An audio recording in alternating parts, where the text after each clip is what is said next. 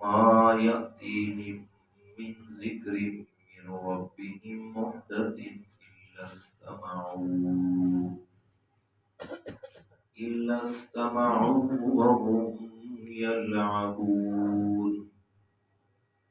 لاهية قلوبهم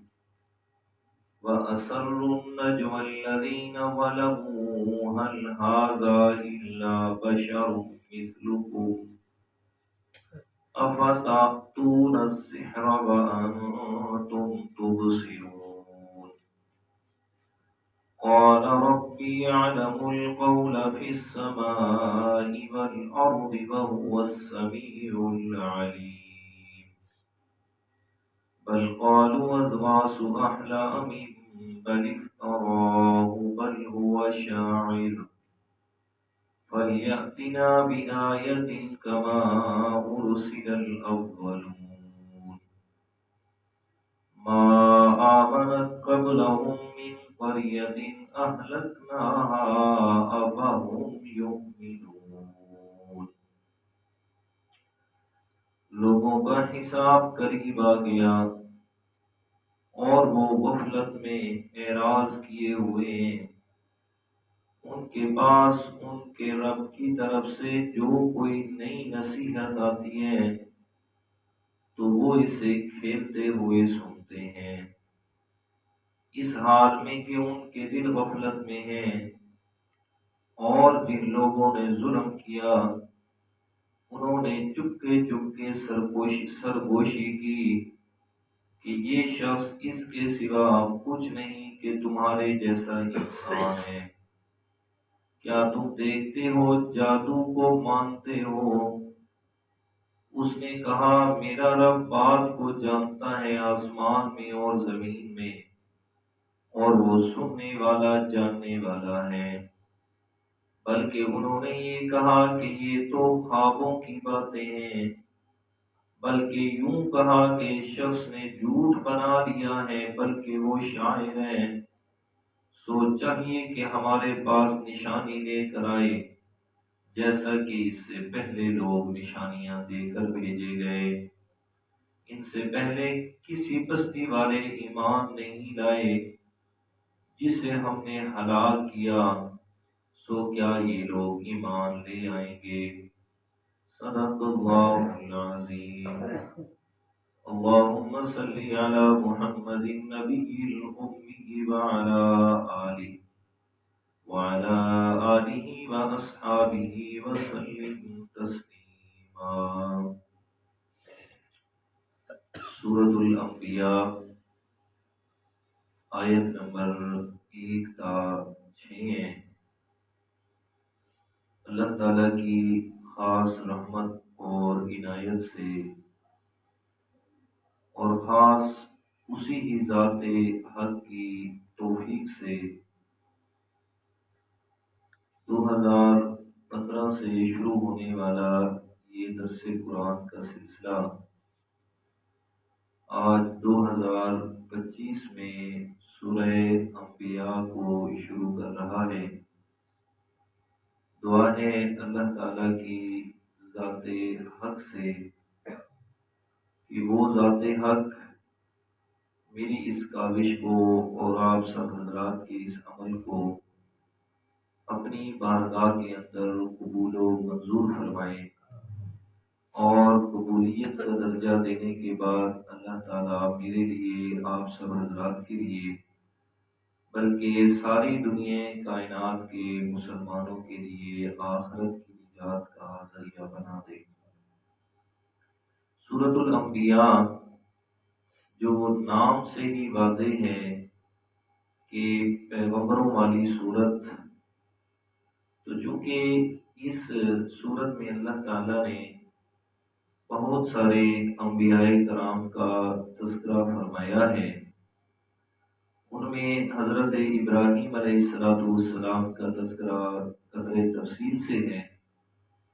اور باقی انبیاء کرام کا ان میں حضرت یونس علیہ السلام حضرت سلیمان علیہ السلام حضرت داؤد علیہ السلام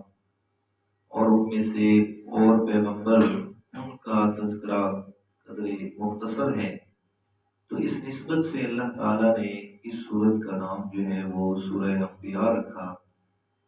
اور ایک اور وجہ بھی ہے اس سورت کا نام انبیاء رکھنے کی، اور وہ یہ ہے کہ خالق کائنات نے اس سورت کے اندر تمام انبیاء کرام کے مشترکہ مشن کو بیان فرمایا ہے کہ سارے انبیاء کرام جس مقصد کے لیے دنیا میں آئے تھے، میں اللہ تعالیٰ نے انہیں مبعوث فرمایا تھا،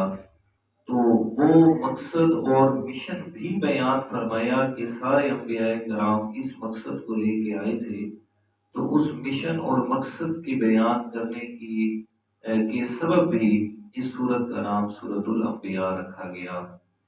شروع میں سورۃ الانبیاء اس میں منکرین کے اناد اور ضد کا تذکرہ ہے، اور ساتھ میں ان کی معاندانہ یعنی مخالفانہ باتوں اور شکوے شکایتوں کا تذکرہ، اور اس کے ساتھ اللہ تعالیٰ نے انہیں آخرت سے ڈرایا ہے کہ آپ کے یہ شکوے شکایتیں شرم نہیں آتی کہ آخرت یعنی قیامت کا دن آپ کے سر پہ ہے، اور میرے پیارے پیغمبر تمہیں اس کا پیغام دے رہے ہیں اور تمہیں آخرت سے ڈرا رہے ہیں، اور الٹا آپ ان پر جو ہے وہ طرح طرح کی باتیں اور اعتراضات کر رہے ہو۔ تو فرمایا اقترب للناس حسابهم وهم فی غفلۃ معرضون، کہ لوگوں کا حساب بالکل ان کے قریب آ گیا، اور ان کی حالت یہ ہے کہ وہ غفلت میں بھی پڑے ہوئے ہیں، معرضون اور اعراض بھی کر رہے ہیں، انکار بھی کر رہے ہیں، مانتے بھی نہیں ہیں۔ دونوں باتیں ان کی تباہی کی طرف انہیں لے کر جا رہی ہیں، اور حقیقت حال یہ ہے کہ قیامت ان کے سر پہ آ کے کھڑی ہے۔ جیسے کہ حدیث مبارکہ ہے، آپ علیہ الصلوۃ والسلام نے فرمایا کہ میں اور قیامت یہ ایسے مل کے آئے ہیں، یعنی میں دنیا میں آ گیا تو میرے بعد اب کسی اور نبی نے نہیں آنا، بلکہ میرے بعد اب قیامت ہی ہوگی، کہ دنیا نے ختم ہو جانا ہے اور قیامت ہی ہونی ہے۔ اور دوسرے نمبر پہ قیامت ہر ایک انسان کے لیے دو قیامت یا قیامت کی دو قسمیں ہیں، ایک ہے قیامت صغریٰ اور ایک ہے قیامت کبریٰ، یعنی بڑی قیامت اور چھوٹی قیامت۔ چھوٹی قیامت کیا ہے؟ حدیث مبارکہ ہے، آپ علیہ الصلوۃ والسلام نے فرمایا کہ جس آدمی پر موت کا وقت آ گیا، فرمایا اس کی قیامت تو قائم ہو گئی، کہ اس کا آگے حساب شروع ہو گیا۔ اور قیامت کبریٰ فرمایا وہ جو ساری دنیا ختم ہوگی اور پھر سب کے سب دوبارہ زندہ ہو کر اللہ تعالیٰ کے سامنے حاضر ہوں گی، تو اس کا وہ ایک وقت مقرر ہے جو اللہ تعالیٰ کے علاوہ کوئی بھی نہیں جانتا۔ اسے فرمایا سورہ لقمان کے آخر میں ان اللہ عنده علم الساعہ، فرمایا کہ اس کا علم وہ صرف میرے رب کے پاس ہے کہ قیامت نے کب آنا ہے۔ یسألونک عن الساعۃ، میرے پیارے پیغمبر آپ سے لوگ آ کے سوال کرتے ہیں قیامت کے بارے میں کہ کب آنا ہے، اس نے کس دن قائم ہونا ہے، تو فرمایا انما علمها عند اللہ، اس کا علم میرے رب کے علاوہ اور کسی کے پاس نہیں ہے۔ تو فرمایا اقترب للناس حسابهم، لوگوں کی حالت یہ ہے کہ وہ اپنے حساب سے قیامت کے دن سے بالکل غفلت میں پڑے ہوئے ہیں، اور دوسری طرف وہ ان کے سر پہ بالکل آ گئی، بالکل قریب آ گئی۔ تو یہ غفلت کا ذکر فرمایا اور ضد کا ذکر کیا کہ باوجود اس کے کہ مان لیتے، ماننا تو دور کی بات ہے، الٹا اللہ کے پیارے پیغمبر کے بارے میں طرح طرح کے اعتراضات اور طرح طرح کی باتیں ہو رہی ہیں۔ کیا کہتے ہیں؟ ما یأتیہم من ذکر من ربہم محدث الا استمعوہ وہم یلعبون، فرمایا ان کے رب کی طرف سے جب بھی کوئی نئی آیت نازل ہوتی ہے، اب نئی آیت سے یہ مراد نہیں ہے کہ کوئی ایسا حکم کہ جو پہلے نہیں تھا، انبیاء کرام نہیں دیتے تھے اور یہ پیغمبر کو نئی بات آ کے کر رہا ہے، نہیں، فرمایا کہ عقیدہ توحید کو سمجھانے کے لیے کوئی نئی دلیل یا نئے پیرائے میں اللہ تعالیٰ بات ارشاد فرماتے کہ کسی وجہ سے انہیں سمجھ آ جائے، کوئی ایسی مطلب کہ طرق استعمال کیا جائے کہ ان پر بات واضح ہو جائے، تو آگے سے وہ کیا کہتے ہیں؟ وَهُمْ يَلْعَبُونَ، اس بات کو سن کے کھیل تماشا بنا لیتے ہیں، آگے سے مذاق کرتے ہیں، آگے سے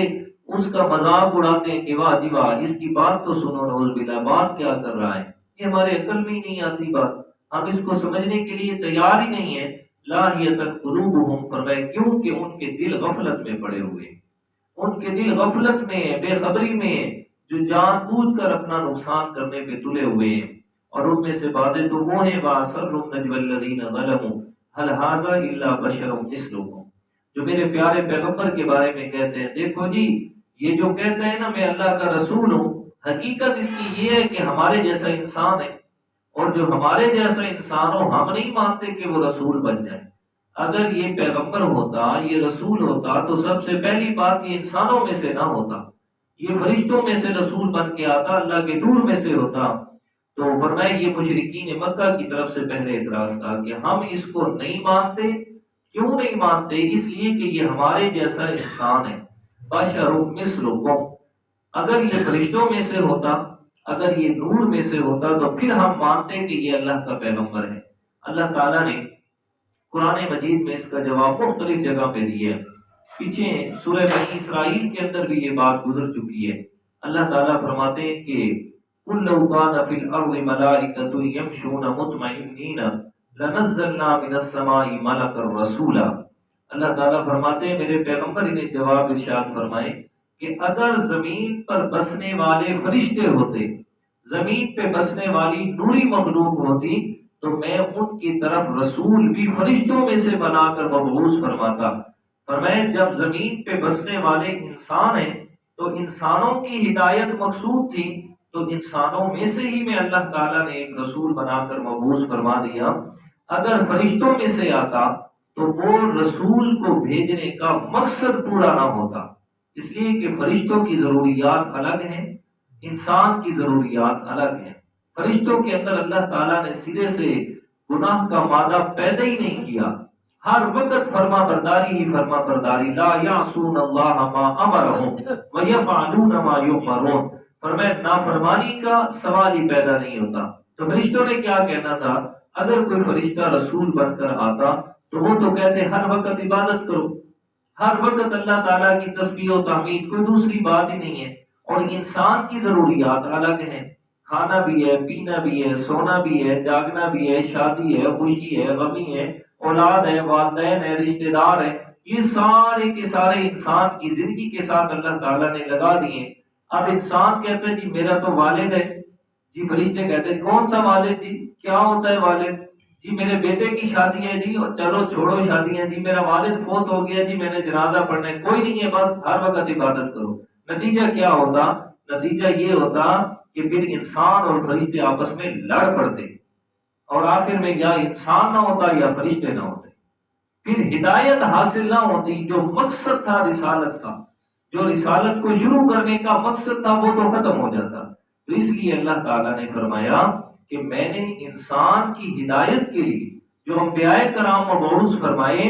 میں اللہ تعالیٰ نے وہ انسانوں میں سے ہی منتخب فرمائے، انسانوں میں سے ہی رسول بنا کر بھیجا تاکہ مقصد حاصل ہو، انہیں ہدایت مل جائے۔ تو ان کا یہ بڑا اعتراض تھا کہ ہل ھذا الا بشر مثلکم، کہ یہ ہمارے جیسا انسان ہے، لہذا ہم اس کو رسول ماننے کے لیے تیار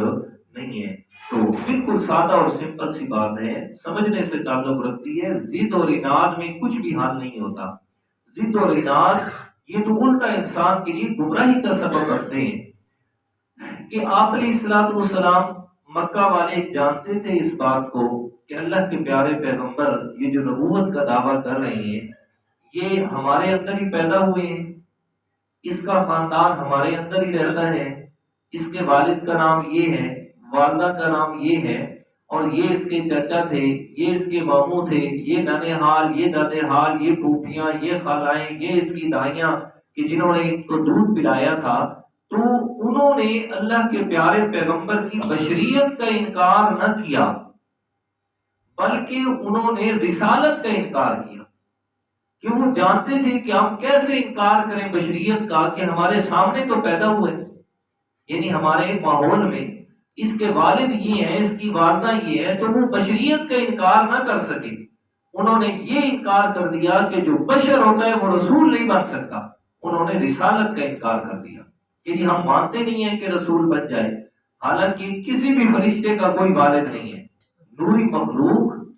جو اللہ تعالیٰ نے اپنے نور سے پیدا فرمائی ہے، تو سو اس میں کسی کا والد نہیں ہے۔ کون جانتا ہے کہ حضرت جبرائیل کے والد کا کیا نام ہے؟ جی، فرشتے ہیں ان کے والدین کیا نہیں، انہوں کو اللہ تعالیٰ نے اپنے لفظ کن سے پیدا فرمایا، حکم فرمایا پیدا ہو جاؤ، فوراً فوراً وہ پیدا ہو گئے۔ جی یہ سارا نظام تو کیا سمجھ آئی کہ جو بشر ہوتا ہے اس کے والدین ہیں سارا کچھ، اور جو نور ہوتا ہے اس کے والدین وغیرہ نہیں ہوتے۔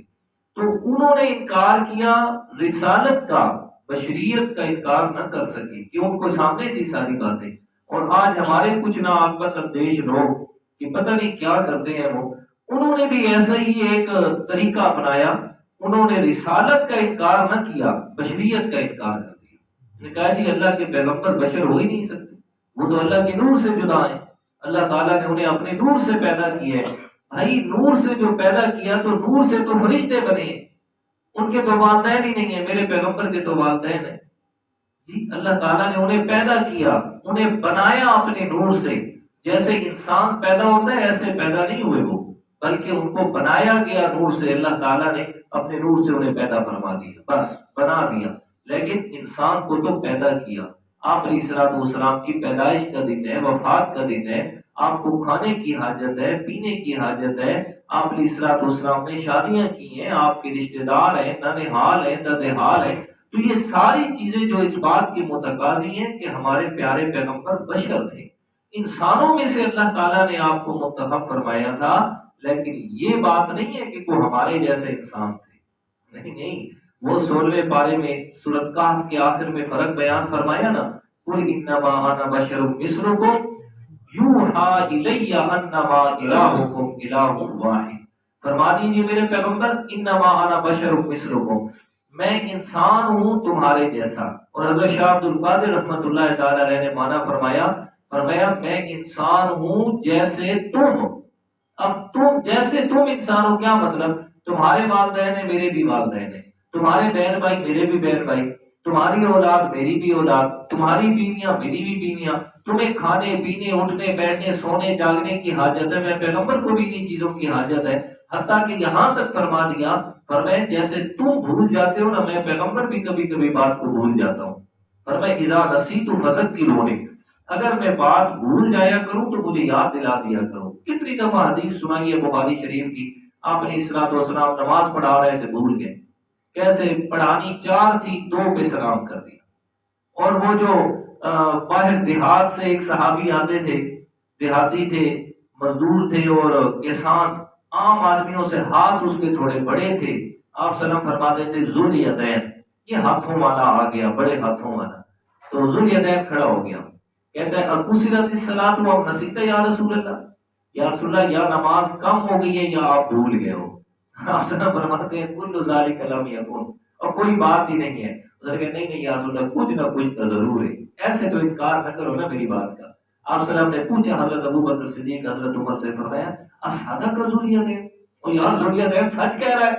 تو یہ عرض کریں یا رسول اللہ کہہ تو بیچارہ سچ رہا ہے، آپ کیوں نہیں بولے؟ یا رسول اللہ ہم ادب سے نہیں بولے کہ ہو سکتا ہے اللہ کی طرف سے حکم آئی دوں کا گیا ہو تو پھر ہم خاموش۔ آپ علیہ الصلوۃ والسلام نے وہاں خطبہ ارشاد فرمایا انما انا بشر مثلکم، فرمایا لوگوں میں تمہارے جیسا انسان ہوں۔ فرمایا اذا نسیت فذکرونی، جیسے انسان بھول جاتا ہے میں بھی تو انسان ہوں، بھول جاتا ہوں، جب میں بھول جایا کروں تو مجھے یاد دلا دیا کرو۔ تو یہ فرمایا هل هذا الا بشر مثلکم،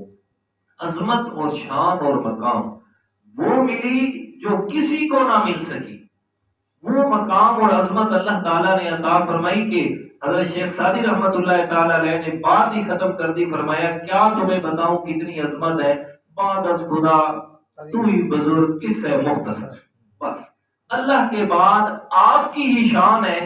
آپ کے علاوہ اور کوئی نہیں ہے، بس بات ختم کرتے ہیں۔ یا اوپر اللہ تعالیٰ ہے نیچے آپ ہے، اس کے علاوہ کسی کی شان و مقام کسی کو ملے ہی نہیں ہے۔ تو عظمت اور شان اپنی جگہ، لیکن آپ علیہ الصلوۃ والسلام تھے بشر ہی، تھے انسان ہی۔ افتحتون السحر وانتم تبصرون، فرمایا کیا تم دیکھتے ہوئے جادو کو مانتے ہو؟ اعتراض یہ کر رہے، ایک تو انسان ہے، کہتے ہیں یہ دوسرے جو یہ بات کر رہا ہے نا، یہ جو قرآن پیش کر رہا ہے یہ سارا جادو ہے، نعوذ باللہ۔ کیوں؟ اس لیے کہ قرآن جو پڑھتا ہے نا لوگوں پہ اثر ہوتا ہے، تو جو فوراً اثر ہوتا ہے وہ تو جادو ہوتا ہے، یہ ان کا نظریہ تھا، کیونکہ اس دور میں بھی جادو تھا۔ تو کہتے ہیں جی کہ یہ فوراً اثر ہو رہا ہے، یہ تو جادو ہے، یہ خود جو ہے انسان ہے، ہم رسول نہیں مانتے۔ دوسرا اس کی بات جادو ہے، لہذا ہم یہ ماننے کے لیے تیار نہیں ہیں۔ آپ علیہ الصلوۃ والسلام نے فرمایا قال ربی یعلم القول فی السماء والارض، میرا رب خوب جانتا ہے ساری باتوں کو جو زمین میں ہے اور آسمانوں میں ہے، وہ السمیع العلیم، اور وہ سننے والا جاننے والا ہے۔ جب ہر ایک چیز کو جانتا ہے نا تو وہ مجھے بھی جانتا ہے کہ میں کیا ہوں، کہ میں سچ کہہ رہا ہوں یا جھوٹ کہہ رہا ہوں، جب میں بات کر رہا ہوں وہ جادو کا ہے یا پھر وہ اللہ کا کلام ہے۔ بل قال وزواس واحلام بل افتراه بل هو شاعر، پھر انہوں نے یہ اعتراض کیا کہ یہ جو کلام ہمیں سناتا ہے نا، رات کو اسے خواب آتا ہے اور صبح آ کر ہمیں سنا دیتا ہے۔ ازواس و احلام، یہ خوابوں کی باتیں ہیں، اس کے خیالات ہیں۔ بل افتراه بل هو شاعر، بلکہ یہ اپنی طرف سے بنا لیتا ہے جیسے کہ کوئی شاعر اشعار بنا لیتا ہے۔ یہ قرآن بھی نعوذ باللہ کیا ہے جی؟ اشعار ہے۔ فَلْيَأْتِنَا بِآيَةٍ كَمَا أُرْسِلَ الْأَوَّلُونَ، پر میں کیا ہمارے پاس نشانی لے کر آئے جیسے کہ اس سے پہلے لوگ نشانی لے کر دے کر بھیجے گئے۔ تو کہا نا یہ شاعر ہے، شاعرانہ کلام قرآن ہے نعوذ باللہ۔ تو اللہ تعالیٰ نے مختلف جگہ پر قرآن مجید میں چیلنج دیے، فرمایا میرا پیغمبر اگر ایسا کلام کہہ سکتا ہے تو تم کیوں نہیں کہہ سکتے؟ وہ عربی ہے، کسی سے پڑھا بھی نہیں ہے، کوئی اس کا استاد نہیں ہے دنیا میں، بغیر دنیاوی استاد کے جو اتنا اعلیٰ کلام پیش کر رہا ہے، اور تمہارے تو بڑے بڑے استاد ہیں، تم کیوں نہیں کلام پیش کر سکتے؟ فَلْيَأْتِنَا بِآيَةٍ كَمَا أُرْسِلَ الْأَوَّلُونَ، اور ساتھ میں یہ کہنے لگے جیسے پہلے پیغمبر نشانیاں لے کے آئے تھے نا معجزات، جیسے کہ حضرت صالح علیہ السلام کو کیا معجزہ دیا گیا؟ وہ اونٹنی کا انہوں نے قوم والوں نے مانگا کہ ہمارے آنکھ کے سامنے یہ پہاڑ پھٹے اور اس میں سے اونٹنی نکلے، اور اونٹنی بھی گامن ہو، جیسے نکلے فوراً ہی بچہ جنم کر دے، فوراً بچہ دے دے۔ اللہ تعالیٰ کے پیارے پیغمبر نے دعا فرمائی، اللہ تعالیٰ نے فرمایا میرے پیغمبر انہیں یہ بتا دے کہ اس کے بعد بھی اگر نہ مانا نا تو پھر فوراً عذاب آ جائے گا، فوراً عذاب آ جائے گا۔ تو اسی طرح ہوا، وہ پہاڑ پھٹا، اس میں سے گامن اونٹنی نکلی، اور جیسے نکلی فوراً اس نے بچہ جنم کر دیا، فوراً اونٹنی کا بچہ پیدا ہو گیا۔ اور وہ اونٹنی چونکہ معجزہ تھا اللہ کی طرف سے اور ان کے لیے امتحان تھا، تو سو وہ عام اونٹنیوں سے بہت بڑی تھی، بہت زیادہ بڑی تھی، اور پھر امتحان بننا تھا کیا ہوتا، وہ جس طرف جاتی نا سارے جانور دیکھ کے ڈر کے بھاگ جاتے، اور جس کنویں پہ منہ رکھتی نا تو اس وقت اٹھاتی کہ جب نیچے سے پانی ختم ہوتا، ادھر سے جس چراگاہ میں جاتی چرنا شروع کرتی، اس وقت ختم کرتی جس وقت گھاس ہی سارا ختم ہو جاتا۔ تو وہ امتحان بنانا تھا ان کے لیے۔ انہوں نے پھر وہ ایک عورت بدکارہ، اس نے اپنے ایک وہ جو اس کا عاشق تھا اس کو کہا کہ میں تب تیرے ساتھ تعلق بناؤں گی جب تو اس اونٹنی کو قتل کر دے۔ بس انہوں نے جیسے ہی اونٹنی پہ وار کیا، ادھر سے اللہ تعالیٰ کا عذاب آ گیا، عذاب آیا فَأَخَذَتْهُمُ الصَّيْحَةُ، میں اللہ تعالیٰ نے ایک چیخ کو بھیجا، بادل گرجا گڑگا اور ان کی پکڑ آ گئی، اور انہیں اللہ تعالیٰ نے دنیا میں ہی عبرت کا نشان بنا دیا۔ فرمایا کیا یہ یہی کہتے ہیں کہ ما آمنت قبلہم من قریۃ اہلکنا افہم مؤمنون، جیسے پہلے لوگ معجزہ دیکھ کے ایمان نہیں لائے نا اور فوراً ان کو ہلاک کر دیا گیا، فرمایا کیا یہ بھی ایسے چاہتے ہیں کہ ان پر بھی ایسے ہی فرمائشی معجزہ آئے، ماننا انہوں نے پھر نہیں، اور پھر انہیں کیا کر دیا جائے گا؟ ہلاک کر دیا جائے گا۔ اللہ تعالیٰ الحمدللہ۔